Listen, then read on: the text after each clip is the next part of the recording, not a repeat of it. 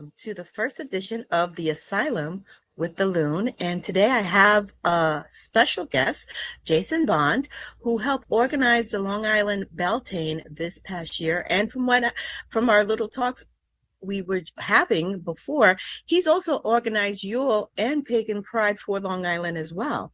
So first, thank you for being our guest, our very first guest today, Jason. All right. Thank you for having me.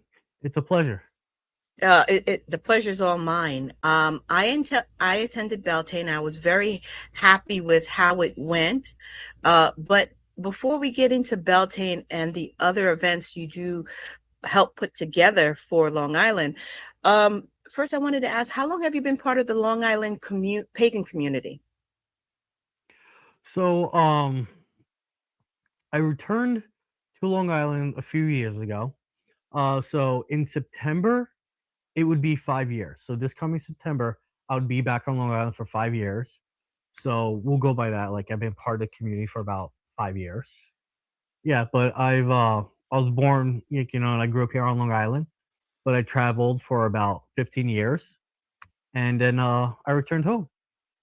Oh, that sounds good. And again, okay, so you were born and raised here, or you just was raised here as a young child? No, like, well, I was born in Manhattan, but I grew up on Long Island. That's like, so yeah, I was born and raised there.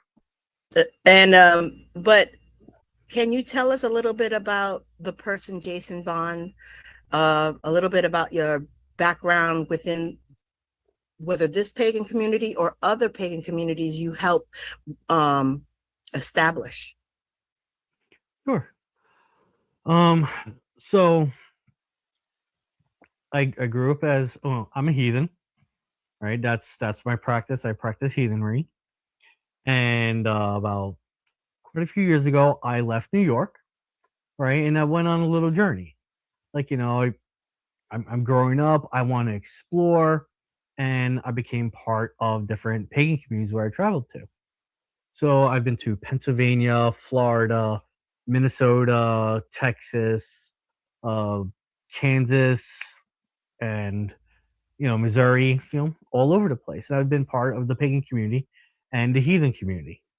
When I was in Kansas City, Missouri, I belonged to a kindred called Heimdall's Hearth, and we helped build um, a bit of a heathen community there. There was one there to begin with. There was heathens, but we helped bring resources as an education. We also built a temple there called Hogor Fornseder in Kansas City, Missouri. I was an elder of a kindred.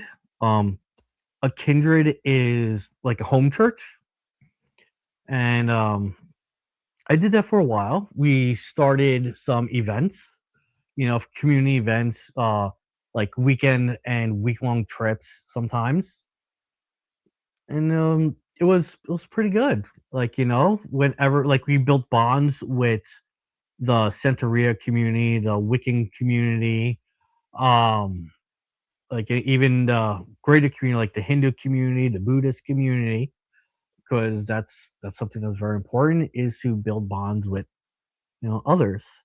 Um, I went to Texas. I helped a couple of kindreds there deal with some issues, like because in some places have racism, and I helped with that issue. Uh, Traveled to Minnesota, spent some time there. Um, then PA, and then kind of came back to Long Island. Kind of shortening up a bit because it's a lot of travel even going. Um, but yeah, and I helped in Kansas City, Missouri, because that's where I was the longest. Um, I did a lecture on racism and equality within our religion. Um, and look, because that's also important too, standing up against racism and discrimination. But No matter what tradition, what religion you go through, unfortunately, that's the one thing that most of them have to combat. yes, and myself, I'm a gay Puerto Rican, so and a lot of people don't see that. They look at me, they look at me and go, "Oh, that's a straight white guy." It's like, "No, I'm not." And actually, it's a shame. No, well, was that in spiritual, within the spiritual communities you dealt with, or was it just in general? Both. With the racism and discrimination. Yeah, like dealt with it in both places. Um, so in the greater community, right, we dealt with a lot of, I mean, people looking at pagans and heathens as like, what are you? Are you Satan worshippers? Do you like sacrifice animals and people? Like, all that stuff that we're used to hearing. Yeah. Yeah. Um, yeah, yeah, that type of stuff. Um, and within the pagan community, um, that with more of like discrimination, being heathen, right? We deal with a lot of being called like Nazis and white supremacists, and we're not. Um, that's because a lot of our symbols, especially the runes, were taken by Nazis and white supremacists and used for hate. And heathens, like generally, most heathens are tattooed, and we have these on our bodies. So when people see them, they automatically go, "That's a racist," but we're not. So I tend to try to fight um, misconceptions and discrimination within the community and outside the community. Do you think that those misconceptions within the community, because we already understand if you walk that line, if you're not considered a main religion and you're something else, people automatically assume what you may or may not believe in worship. But within the community, do you think it's due to lack of education? Like, until I met you and we had our discussions, I was totally ignorant of what a heathen really is. Yeah. Basically, yes, it's due to a lack of education. Now, like within the pagan communities and the heathen community, we don't have holy doctrines. We don't have that. People all find their own way of education, right? But it can be difficult, and due to that, a lot of misinformation can be found and spread. Um, That's so yeah, yeah. So there's issue with, yeah, it's education, and education is very important. A lot of groups, um, they like to be kind of like, I don't want to say like secretive, but like to themselves. You know what I mean? Like they stick to themselves. They got their group, but it's like there are people searching for knowledge, good knowledge. And when you're not out there trying to help with knowledge, they're going to like go to the wrong places, and they're not going to true. understand that's the wrong place to be. That's true too. But I could understand the whole secretive part and wanting to stay to yourselves due to the misguided criticism. Let's just say they're misguided, uneducated criticism on the tradition. I wanted to touch on heathenism and your service on you do service by going to these different communities and helping them build. Um, but also you also formally teach. You conduct like lectures. Is that correct? Yeah, I've done some lectures like in Kansas City, Missouri. I It was at a metaphysical fair, because they have really big metaphysical fairs, and I did a talk, a lecture on racism and equality within our religion, and help, because it's a metaphysical fair. You have people of all over that are there, shopping to help um dispel any misinformation that people might have had. Um like, and oh, sorry. And me being also gay as well, um, dealt with, homophobic behavior growing up. And I understand people may be secure by kind of keeping themselves hidden away, but that doesn't help anybody. That in the long run doesn't help you, and it doesn't help other people that are dealing with bad situation. So going out and educating people is very important to do. Like I do lore studies. Like, I did that lecture and I do lore studies to help educate people on our religion.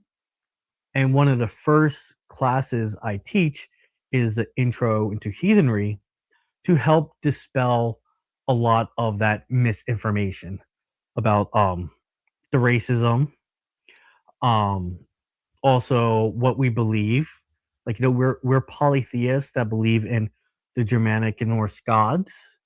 Heathenry is a broad spread across Northern Europe that goes from Germany to England up to Norway. A lot of those traditions. Um, so yeah, I teach that stuff. Also, the whole Viking thing. A lot of people, um, when I deal with the greater public, the greater community, they go, "Oh, you're a Viking," and I was like, "No, no, I'm not a Viking. That was an occupation." I'm Yeah, sorry. That was an occupation. So it wasn't a group, it wasn't a class of people or a group of people. It was just your job. yeah, no, it was a seasonal occupation. It was a seasonal occupation, and about like around 3 to 5% of the population did that seasonally. Mostly people were farmers, they were fishermen, like, and in the winter, you couldn't go out a Viking. Everything's frozen. Yes. So yeah, so in the springs and in the summer, like, they would head south to raid and to trade to get supplies because winter was very long. So you needed supplies to survive that harsh winter. You know. But yeah, no, like it was an occupation. And a lot of people, um there's the pop culture, the romanticizing about like, oh, this mighty Viking warrior person.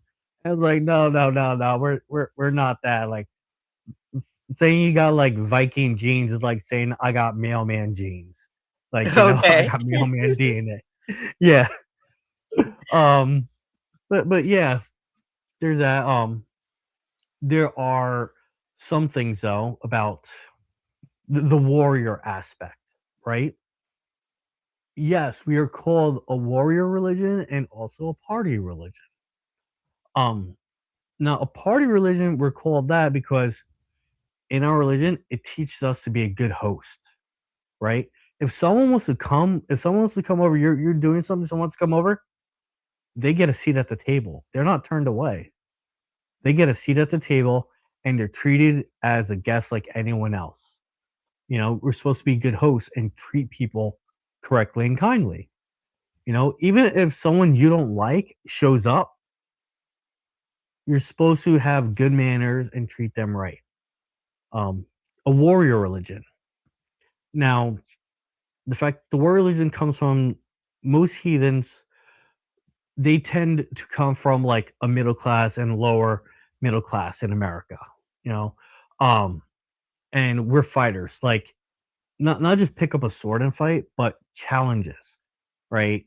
Um, we see a challenge in life, we don't run from it. We face it. You know, we do our best to overcome those challenges, no matter what it may be. It could be um challenges at work, career, it could be challenges of fear. Um, it could be challenges of some type of like disability or something. I have dyslexia. I have visual, verbal, and auditorial dyslexia. And I got to focus on that every single day, the moment I wake up. So when we see something that affects us, we face it, you know. So that's why we also call the warriors religion, because we're going to do what we can.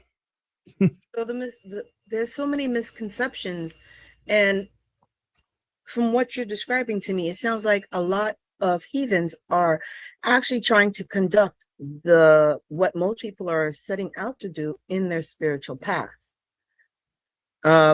And it's quite it's kind of sad that people go for assumptions and misinformation, because heathens have been miscategorized for as long as I remember, and not many people know anything. And um, I didn't know there was a heathen community here prior to. Seems like it's been around for a long time. Yeah, there's been heathens here for a long time. Um, like from all the way from the Bronx, all the way out to Montauk. They're heathens. There are heathen groups all over, and the thing is, a lot of them do isolate themselves because of the misconceptions and misinformation, and being judged. So they kind of just throw up their hands and they're like, I'm just going to stick to themselves. But the thing is about heathens, we are very community focused. We believe the strength comes from community, right? We have a word called inagard. Inagard means within the walls. Okay, like within the walls. And back in the old days, we didn't have borders like we have today, with the states and counties and stuff like that. Borders were made by natural, geographic formations. Okay, our inner is the ocean, is the Atlantic Ocean. Everyone on this island is inner. You are family. We are family. So we believe in that. For us to survive, you got to take care of each other, and build something stronger. So, yeah. Well, it was actually I could see how that motivated you to step up and get take over for Beltaine. So Mm. there was a Beltaine this year.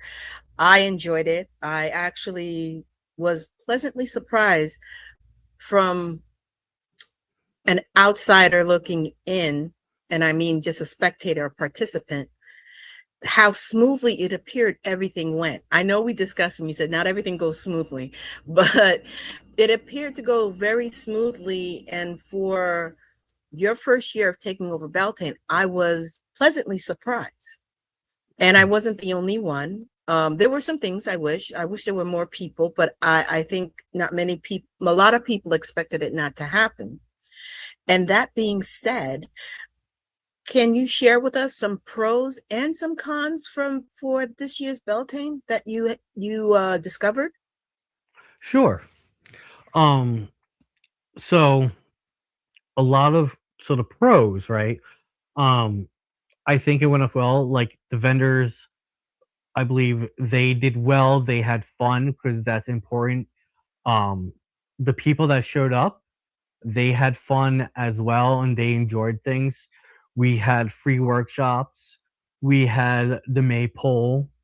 Um, we had people playing music, for everyone to enjoy themselves. I think that went very well.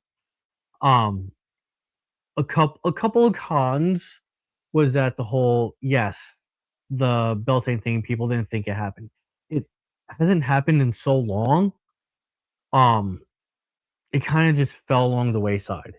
So when it happened, people didn't know about it. And also too, those that did show up, they're used to going to the Beltane I'm sorry, that Mel used to do, right? And that was a different Beltane. So when they show up, they're like, "Oh, this ain't like the Beltane that used to be." Like, no, it's a different Beltane. We're going to have a lot more programming, um, activities for children. Um, a couple other cons are just things that are out of your control, like really. like like they're basic things like scheduling. Um, one thing goes too long, next thing you know, all the scheduling for the event is now out of line. Like nothing's happening on time. Um, and we had two people that actually drove through it. We had two Oh, people that actually, yes, oh yes, I remember yes, one of them. I remember one. I didn't know there was two. I know one person did, and we were like, "What's going on here?" exactly. Like because like in our minds, we're like, you can tell that there's an event going on. There are tents, there are kids, there's a dog rescue people there, trying to adopt dogs. And like there are dogs. I'm like, why are you driving through this? So that was a con. And for next year, what we're going to do is have cones set up and going to have a person um at the entrances. So that way that thing does not happen again. Like, like no one should be driving through an event that's closed off. Well, So yes. most people should know that they shouldn't do that, but that's uh that's common sense anyway. Yeah, I know that it's common sense, but we understand in the world today that's in really we are lacking in that. I will say it. I worked with a gentleman and he used to say common sense is not so common. And I Yeah. used to think that he was being harsh on humanity, but since I've heard that comment and lived a couple of years afterwards, I'm like, oh, he was dead on on that Mm, one. So yes. you made a comment about future, what you're going to do next time. So that means there is going to be a Beltane 2027 next year. Yes. Okay. Yeah. So we know that's happening, and I'm sure you guys you receive feedback, but I keep saying you, but you don't do this alone. No, I do not. Who You know, who else assists you with the with putting this together? sure, yeah. So what I did, I formed a committee, the Long Island Pagan Event Committee, which is a community nonprofit group, right? So we don't make any money off of this. Any money that's gained goes back into helping make these events happen. So we have Charity, who owns Balance Mind Body Soul. She's a pagan that owns a pagan shop, right? She helps with it because, like, her business mind, her business sense. We have Jennifer, who is a pagan vendor who sells crystals. She helps out because she understands the point of view of the vendors of what they're looking for and what they need when they're doing events, because we got to make sure that they're taken care of. Um, we have Chris, who runs the Long Island Hellenic Polytheist community on Long Island. He helps with the rituals and workshops because we also need the religious part of it, the understanding. Uh, um, we also have Pete, who is a comedic. Um, paperwork sense, amazing. Who helps with that? So Well, yeah, the he scribes yeah and Tahuti's on his side then. yeah. So those are the people that help produce this event and future events. And um, I'm working on making sure to set up that these events continue if people come and go, because that's something that happens in life. People get older, they end up moving somewhere. It's like to Florida or something, and people don't know. So everything will be set up as well that if someone decides like, oh, I'm old now, I want to go retire someplace, right? Everything still runs. Everything continues. Things are not going to shut down. That sounds So good. And you said, okay, you used the plural there. So Beltane is not the only event that you run for the Long Island Pagan Community.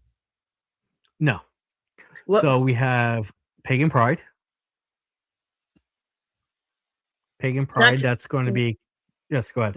we have to specify Long Island Pagan Pride, not to Oh be yeah, sorry. mixed up with the New Yeah, York City Pagan Long Pride. Island. Yes, Long Island Pagan Pride. Sorry, Long Island Pagan Pride.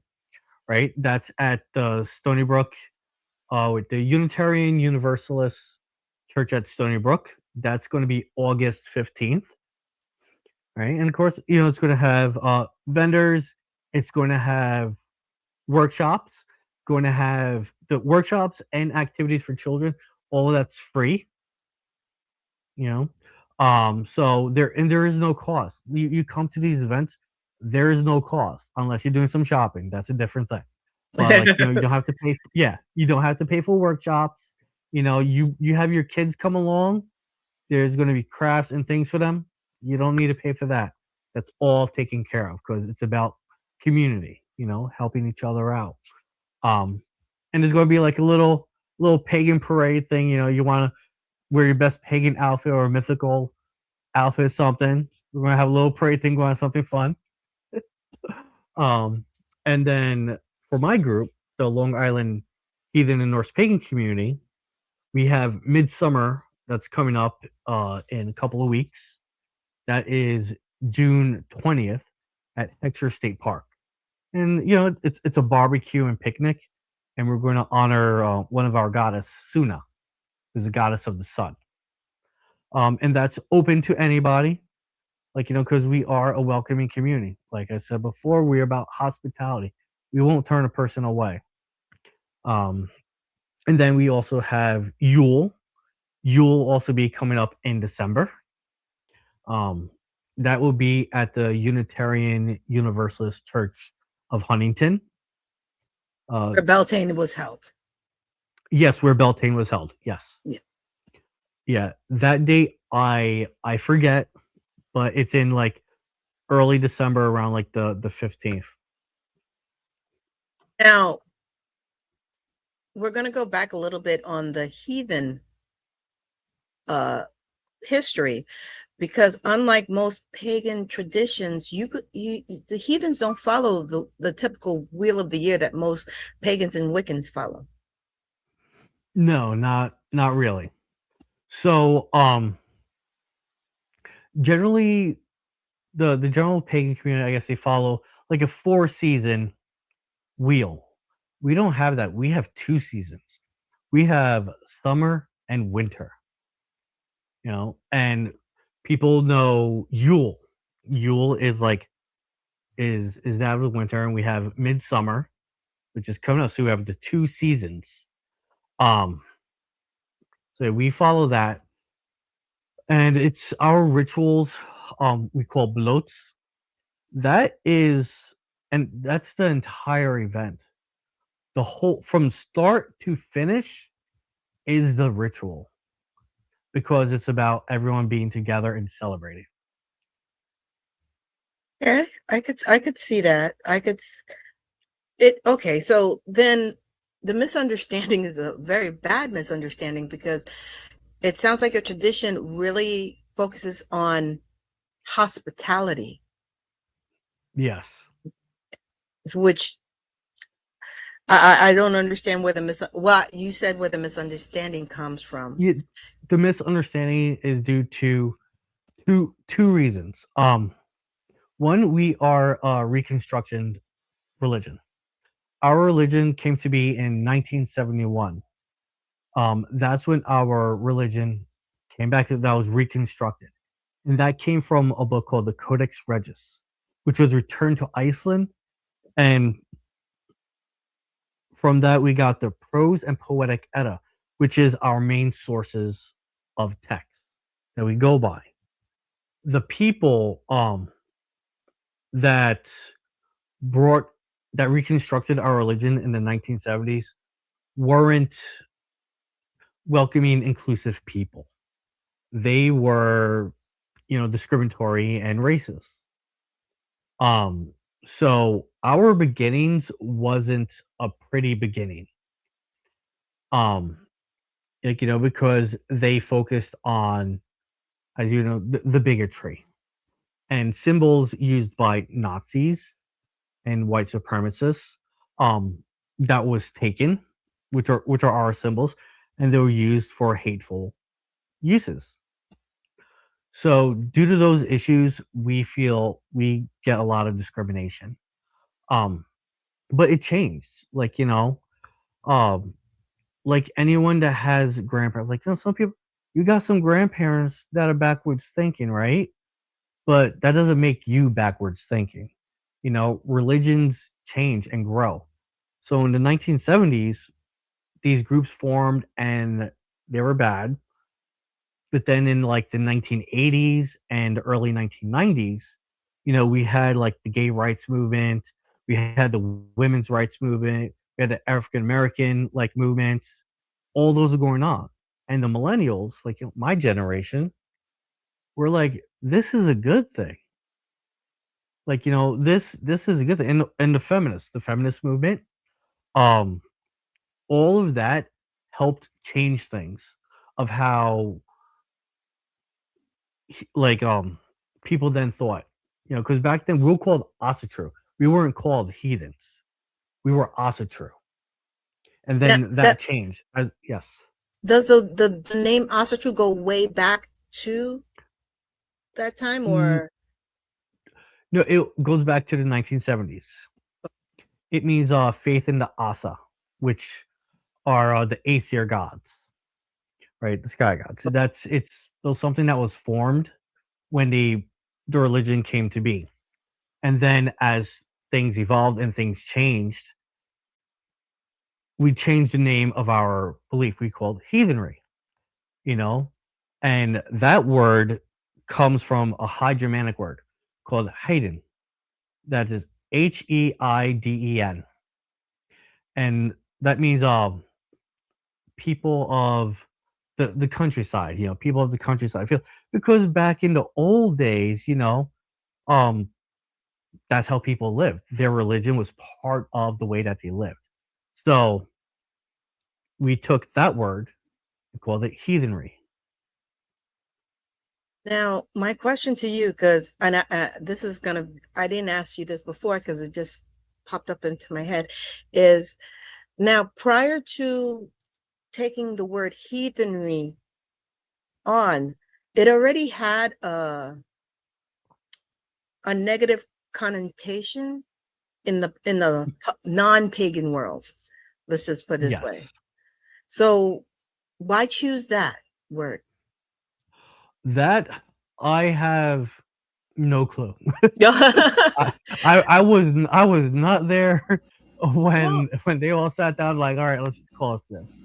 But yeah, so back in the old days, back in the old days, you know, that word Hayden was called heathen, and the Christians used that word to make it as ungodly, that they did not believe in the Christian God. So as time went on, the word heathen turned into a negative um a negative thing.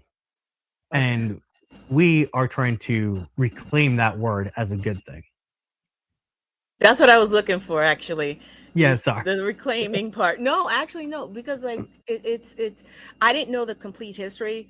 I knew when people misunderstand, they assume, and then something that's positive gets a negative connotation to it, and then it's like ripping the value and the heritage and the good parts of either word or culture away from that particular culture or spiritual path or anything like that. So Yeah. I understand that. So I did have a, hold on, let me make sure I am okay. So what I wanted to touch on is you said you were Puerto Rican, of Puerto Rican Mm. descent, and you're gay. So I have to ask you, what brought you onto the spiritual path, and actually this particular path, heathenry, because technically there's no connection there with elders or anything like that. So what made you go on, what made you come down the spiritual path? Well, I'm actually one of the first generation. So this is my story, right? Um, my father, he was also true. Okay. And you know, my mother and father, like, my father was a good guy, but he did bad things because we were very poor. Like, so he tried to take care, and he landed up in prison a lot. Um, because of that, he learned Asatru. And back in the day, like I said, we didn't have good roots. A lot of them were racist. And where they recruited people, where they got people back in the day, was in prisons, and also like, in poor areas. Right. That's where my father learned the religion. But he wasn't racist or anything like that. That's just where he learned it. And my mother was Christian. She didn't know, like, what what he really believed in, because she was Catholic, and you know how the Catholics are. you know Yes. yeah. um and like, my grandmother, she was an old school Spanish Catholic, right? So, and then my mother became born again and stuff. So my father couldn't, like, teach anything. So, like, when I was a real little boy, we'll go out fishing and we'll go out hiking, and he would talk about things and say things, and I didn't really understand. Like, 'cause I'm a little kid, like, about how, like, there's more out there. Like, everything's alive, everything needs to be respected. Um, like, didn't quite say that, like, those other gods and stuff, because if I went home and started talking about them, my mother would be like, "Wait, what?" Yes, that's exactly Oh, the reaction. yeah. Um, yeah. So, but when I was a little boy, he also passed away. Um, Sorry. and no, it's okay. It's life. Everyone has their journey, but thank you though. And I still kept and remember the things he said. And I learned. Um, and then one day, like, how people have, like, an awakening type of thing. So when I was about um like preteens, like, yeah, well, preteen age, um, I got into a really bad fight with my neighbor. Um, and like a really dragged out fight in the front yard. And I was just out of it. And the thing is, like I said before, I'm dyslexic. It's something I constantly have to focus on. So now I'm all heated. I'm switching words and letters in my speech, right? And my mother, she's all like, he's talking in tongues. He is talking his tongues. Oh, she He is didn't. You weren't diagnosed at that time yet? I was in no, well, I was in special ed. I was in special ed classes, but I don't know if I was, like, diagnosed. Like, it was later on in high school. That's when they caught that, and that was actually in computer class. The computer teacher caught it. She noticed when I was typing, I was switching letters when I was typing. She's the one that caught that. Until then, like, everyone just missed it. But anyway, coming with a Puerto Rican mother that, like, Catholic and born again, she's like, he's speaking in tongues. Get him inside, get him on the couch, and she started doing, like, that blessing thing. I was a demon, right? And then I got this image in my head. It was like, the Jesus, like, and stuff like that. And all of a sudden, I saw this figure, right, and it had a hammer, and then it brought down the hammer, and this image of Jesus, kind of like kind of like you seen in the movie, like, when the glass shatters and, like, it turns the glass blue. That's what happened. That's what happened when that happened. And I was like, what was that? Like, and that was kind of like, everything my father taught me, and then this happening was kind of like, this was my path, you know, the way to go. So that's kind of how I began.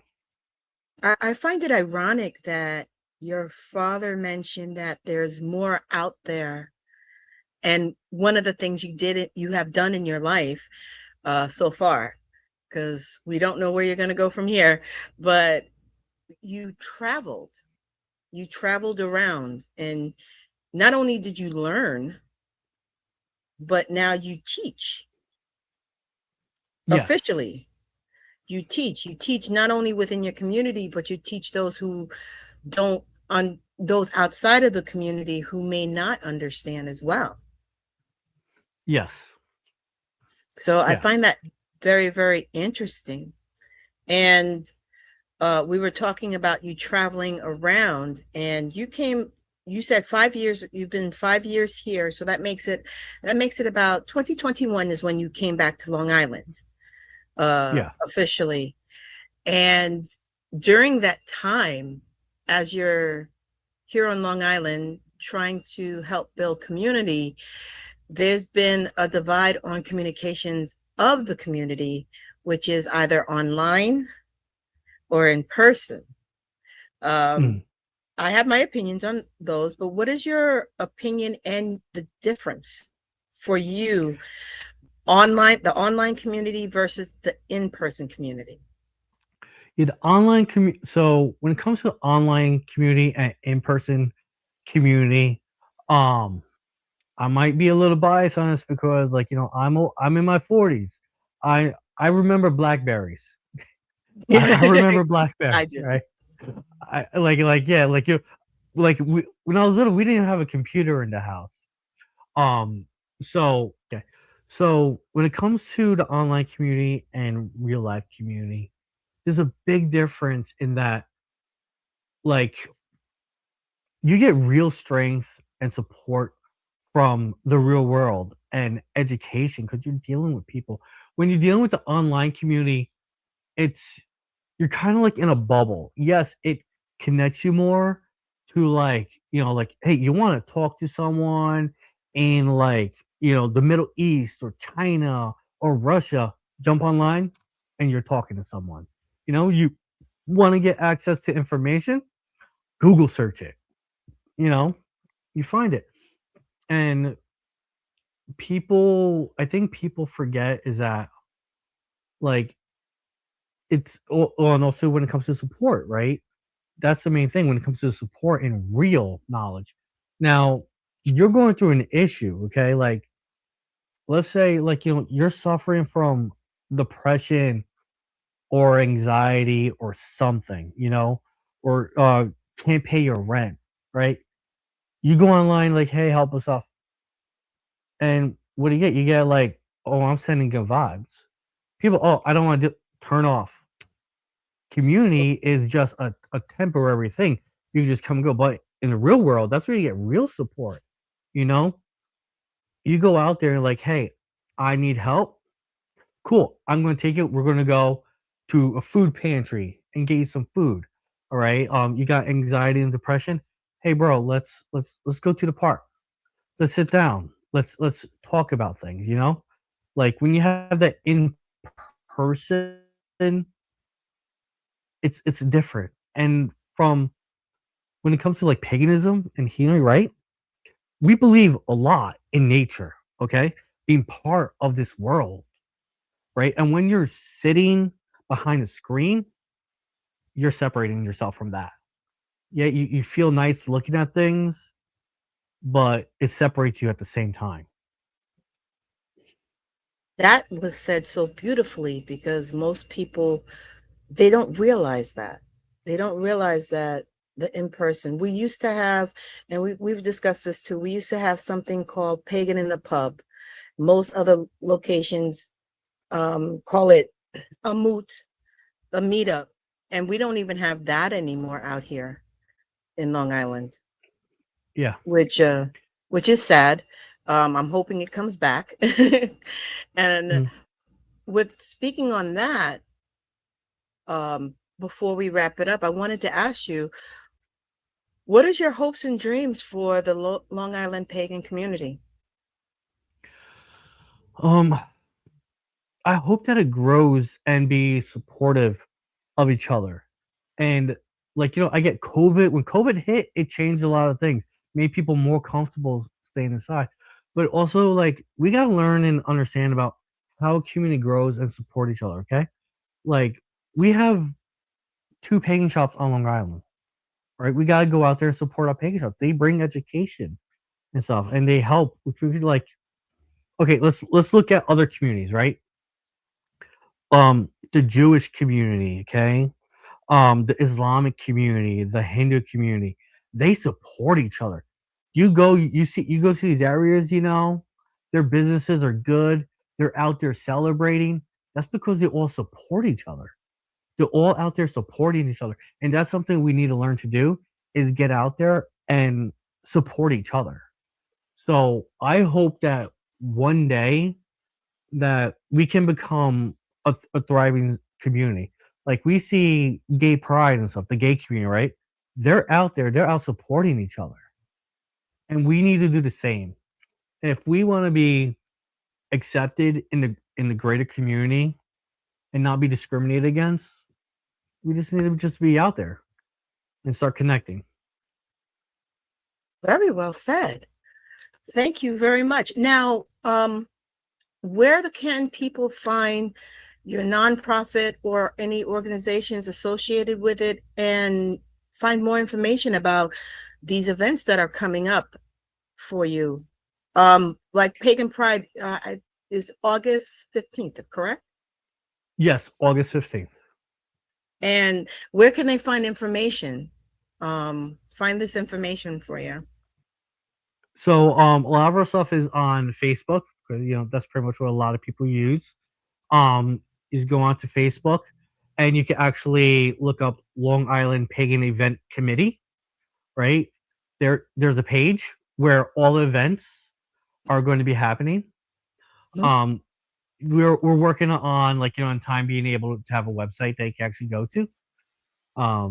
My group, we have the lihnpc.org, right, where you can see all the heathen events that are going to be happening and things going on.